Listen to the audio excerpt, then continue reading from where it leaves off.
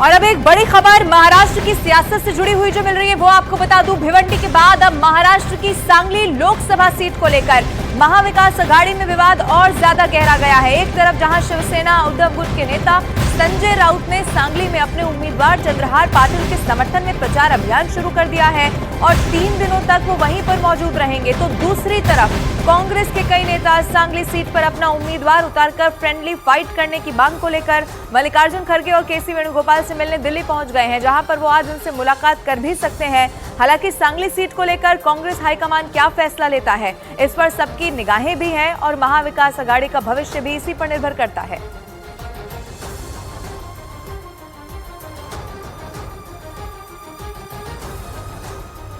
अब ग्राफिक्स के जरिए आपको समझाते हैं कि दोनों सीटों पर आखिर ये जो विवाद चल रहा है वो है क्या और अभी इसका सलूशन यहां से क्या दिखाई देता है। सबसे पहले आप जानिए, सांगली लोकसभा सीट पर बिना सहमति के शिवसेना उद्धव गुट ने प्रत्याशी घोषित कर दिया। ये सांगली सीट की हम बात कर रहे हैं। अब इसके बाद आप देखेंगे जिससे कांग्रेस बहुत नाराज हो गई। सांगली सीट पर 1957 से 2009 तक कांग्रेस पार्टी का कब्जा रहा है, हालांकि 2014 से यहां बीजेपी का कब्जा हो गया। फिर दूसरी लोकसभा सीट भिवंडी की भी बात कर लेते हैं। यहां पर आप देखिए, भिवंडी में एनसीपी के शरद गुट ने अपना प्रत्याशी घोषित कर दिया है और कांग्रेस शरद गुट के इस फैसले से बहुत नाराज है। 2009 में इस सीट पर कांग्रेस ने जीत दर्ज की थी, हालांकि अभी इस सीट पर भारतीय जनता पार्टी का कब्जा है। ये 2 मुख्य तौर पर सीटें जिसको लेकर विवाद सुलझने का नाम ही नहीं ले रहा। पहले एक सीट पर बवाल था, अब दूसरी सीट पर भी ये जो विवाद है गहराता अब चला जा रहा है। फ्रेंडली फाइट का यहां से होने वाली है। अब क्या आला कमान इसको लेकर फैसला करता है, इस पर सबकी निगाहें हैं। बिहार के पूर्णिया में चुनाव प्रचार करने उतरे पप्पू यादव भावुक हो गए और उन्होंने एक बार फिर लालू यादव पर निशाना साधा। पूर्णिया में पप्पू यादव निर्दलीय चुनाव लड़ रहे हैं और उनके नामांकन भरते ही बिहार में महागठबंधन में हलचल मच गई, क्योंकि पप्पू यादव कांग्रेस में है और पूर्णिया में वो आरजेडी प्रत्याशी बीमा भारती से भिड़ेंगे। उन्होंने वहां चुनाव प्रचार शुरू भी कर दिया और इसी दौरान वो भावुक हो गए। उन्होंने लालू यादव से पूर्णिया में आरजेडी प्रत्याशी उतारने पर सवाल पूछे। ये बोलते बोलते लगा कि वो रो देंगे क्योंकि पप्पू यादव का गला भरा है।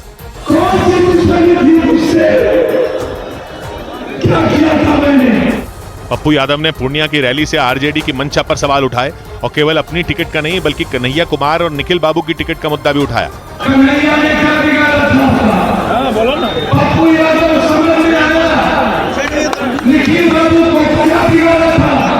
पप्पू यादव के पूर्णिया से निर्दलीय चुनाव लड़ने के फैसले के बाद कई उंगलियां उठी। ये तक कहा गया कि वो कांग्रेस छोड़ देंगे। पप्पू यादव ने इसका भी जवाब दिया, यानी पप्पू यादव ने पूर्णिया की रैली से साफ कर दिया कि वो कांग्रेस नहीं छोड़ेंगे, लेकिन ये भी पक्का है कि वो पूर्णिया से चुनाव लड़ने के फैसले से पीछे नहीं हटेंगे। उनके इसी फैसले पर कांग्रेस भड़क गई। कांग्रेस ने पप्पू यादव से 2 टूक बोल दिया कि उनका यह कदम पार्टी अनुशासन के खिलाफ है और उन्हें ऐसा करने की इजाजत नहीं है, क्योंकि एक दिन पहले पप्पू यादव ने बिहार के पूर्णिया से निर्दलीय प्रत्याशी के तौर पर नामांकन कर दिया था। वो फिल्मी स्टाइल में बाइक पर बैठकर नामांकन करने पहुंचे थे, लेकिन पप्पू यादव का यह फैसला कांग्रेस को पसंद नहीं आया। बिहार कांग्रेस के अध्यक्ष ने 2 टूक बोल दिया कि पप्पू यादव अपना नामांकन वापस लें, क्योंकि कांग्रेस उन्हें पूर्णिया से निर्दलीय लड़ने की इजाजत नहीं देती। अभी तो सलाह होगा कि वो विड्रॉवल का डेट बचा हुआ है वापस ले। यही नहीं, खबर है कि कांग्रेस ने पूर्व सांसद निखिल कुमार सिंह का उदाहरण भी दिया, क्योंकि उन्होंने पप्पू यादव जैसा फैसला नहीं लिया। औरंगाबाद में निखिल बाबू को का नहीं हो पाया वो टिकट। पप्पू यादव कुछ दिन पहले ही कांग्रेस का हिस्सा बने थे और उनकी जन अधिकार पार्टी का कांग्रेस में विलय हुआ था। बिहार में सीट बंटवारे के दौरान आरजेडी ने पूर्णिया, मधेपुरा और सुपौल सीट अपने पास रख ली थी। पप्पू यादव ने दावा किया था कि आरजेडी उन पर मधेपुरा से लड़ने का दबाव बना रही थी, लेकिन वो पूर्णिया से लड़ने पर अड़े रहे। यही नहीं, नामांकन से पहले उन्होंने इमोशनल कार्ड भी खेला था और लालू यादव पर भड़क गए थे। मैंने पहले भी कहा, आज भी पूरा कहा, मैं भी आपके ही परिवार का हिस्सा हूं। पप्पू यादव का ये दर्द इसलिए छलका था क्योंकि एक वक्त था जब पप्पू यादव को लालू यादव का दाहिना हाथ माना जाता था। 80 और 90 के दशक में तो उन्होंने लालू यादव की सियासी जमीन मजबूत करने में भी मदद की थी, क्योंकि उन्होंने बिहार के सीमांचल इलाके के जिलों पूर्णिया, कटिहार, मधेपुरा और सुपौल में अच्छी पकड़ बना ली थी। लेकिन 1991 के लोकसभा चुनावों में लालू यादव की पार्टी से पप्पू यादव को टिकट नहीं मिली थी और वो निर्दलीय चुनाव लड़े थे।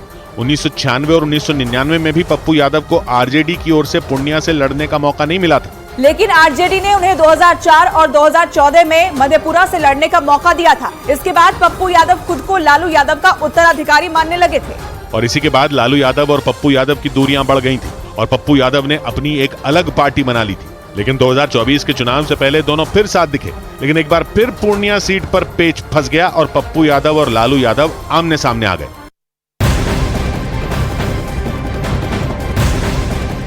और पश्चिम बंगाल की जादवपुर सीट से टीएमसी उम्मीदवार सयानी घोष ने न्यूज 18 इंडिया से खास बातचीत की है।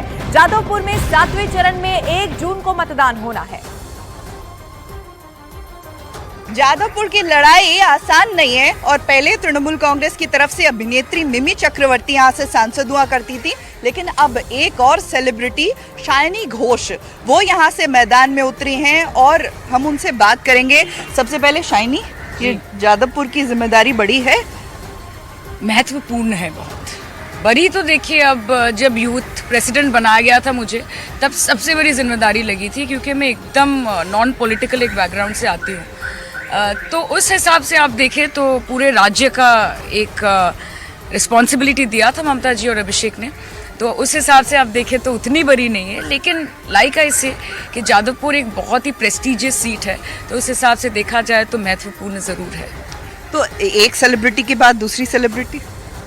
मुझको लोग अभी ज़्यादा अभिनेत्री के हिसाब से नहीं, सभानेत्री के हिसाब से जानते हैं। और उन्होंने देखा है कि 3 साल में मैंने शायद 3-4 मूवीज़ किए हैं और 300-350 सभा किए हैं। तो मुझे लगता नहीं है कि यहाँ पे वो सेलिब्रिटी और वो दूर दूर जो रहते हैं जिनके पास आप पहुँच नहीं सकते, उस हिसाब का कोई इक्वेशन मेरे लिए काम तो नहीं करता है। ये सवाल उठता रहा है, मिमी जब यहाँ पर सांसद थी कि बहुत ज़्यादा समय नहीं दे पाई और आज आप मैदान में हैं। मैं 3 साल से फुल टाइम पॉलिटिशियन हूँ। जब मैं यूथ प्रेसिडेंट बनी थी तब अभिषेक जी ने मुझको बोला था कि आपसे मेरी एक ही विनती है कि आप फुल टाइम पॉलिटिक्स कीजिएगा। मुझे पता है कि आप अभिनेत्री भी है, लेकिन this is something very serious. तो मैंने कोशिश की है ताकि उनकी बात रख सकूँ और शायद रख पाई हूँ, इसीलिए आगे जाके सांसद का टिकट भी मिला है। रिस्पांस कैसा मिल रहा है? बहुत अच्छा। आप अगर हमारे साथ थोड़ा ट्रैवल करेंगे तो आपको भी दिखेगा। ये समर्थन ममता बनर्जी के लिए है। 365 दिन वो जिस तरह से बंगाल के लोगों के लिए काम करती है, तो एक बहुत ऑर्गेनिक समर्थन सबके पास से हमको मिलता है। वीडियो जर्नलिस्ट प्रदीप प्रधान के साथ आशिका सिंह, न्यूज़ 18 इंडिया, जादवपुर। वहीं पश्चिम बंगाल की जादवपुर सीट से बीजेपी उम्मीदवार अनिर्बान गांगुली ने न्यूज 18 इंडिया से खास बातचीत करते हुए अपनी चुनावी तैयारी के बारे में जानकारी दी है। क्या उन्होंने कहा, आइए